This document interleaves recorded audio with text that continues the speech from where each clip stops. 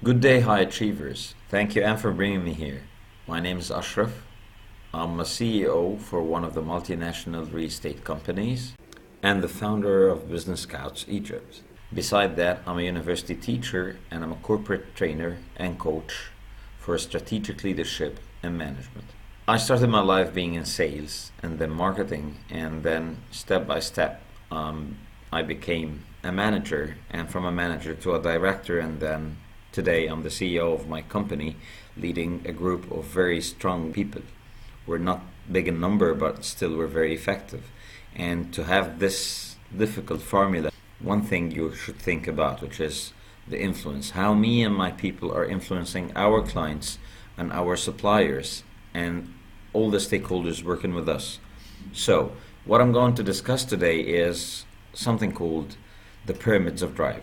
This is my model of influence I've been using for years now, and it has been always something giving me results, very good results for me and for my people. So first, let's discuss what is influence. Influence, per the dictionary, if we take a look at the definition of influence, the capacity to have an effect on the character, development, or behavior, or the effect itself. This means your ability to spread a certain idea that will generate a certain effect. So when we say I will influence someone, it means that I will affect him or bring him to think my way or do something that I want him to do. But now we have to stop here and think. So is every influence a good influence? Definitely not. So hopefully we'll be always trying to influence people the right way, because negative influence actually would lead to something or some things which are not very good. So back to the good influence, this is what we are looking for, and that's why I'm going to discuss today something called the pyramids of drive. The pyramids of drive is my model of influence that I've been using for years, as I told you before. So why the pyramids of drive? Being an Egyptian, I was raised beside the pyramids of Giza. 3 pyramids that lasted for more than 6,000 years. So 6,000 years, everything's changing, but these 3 pyramids are still in their place. And that's the model of influence we're talking about. 3 main pillars or 3 main circles intersecting, as we will discuss later on. The main point of these 3 circles, when they get intersected, that they can generate the influence, the right influence, as soon as possible with your client, with your people. Where are we going to be able to use this model? Well, first in leadership, because sales is about leadership, marketing is about leadership, parenting, being a mother or a father, is also about leadership and about influence. Organization and management is about leadership. Mass communication, definitely. This is how we influence people, or how we are getting influenced by this very small box we sit and we watch every day. So we said that influence can work with sales, management, PR, mentoring, military strategies, lobbying, parenting, marketing, teamwork.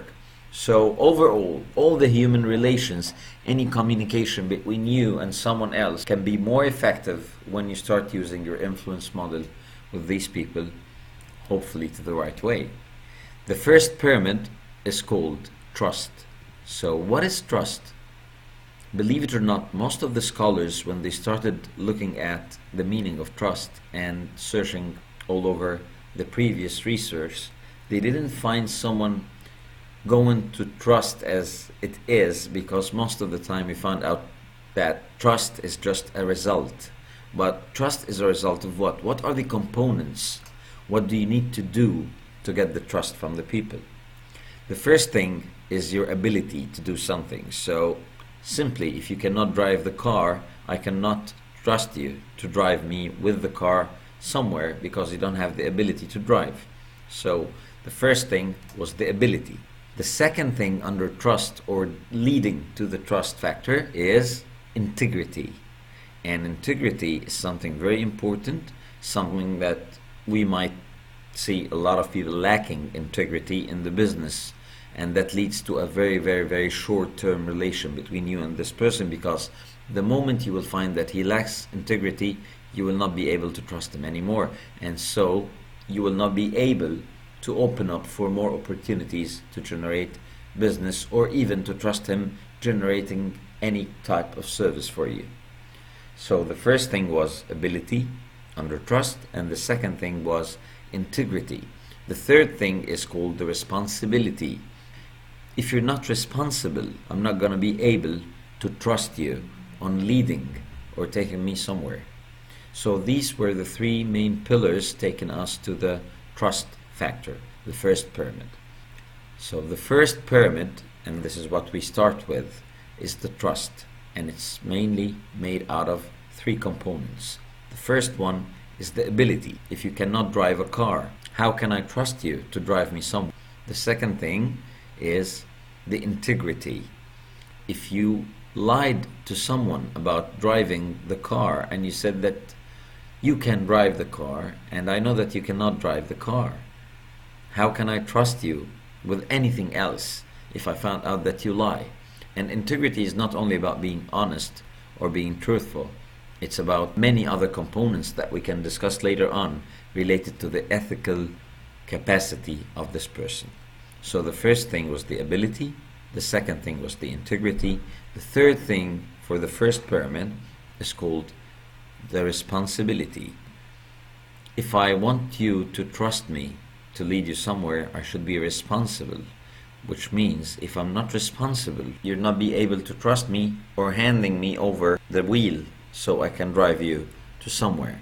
So now we're done with the first pyramid, which is the trust pyramid, which is very important, and it has a lot of psychological motive. If it's a negative motive, no way you're going to trust me, and then it means that no way I'm going to lead. I hope we can talk again soon so we can discuss more the first pyramid and give you a hint about the two other pyramids. Thank you very much. Thank you, Anne, for bringing me over here.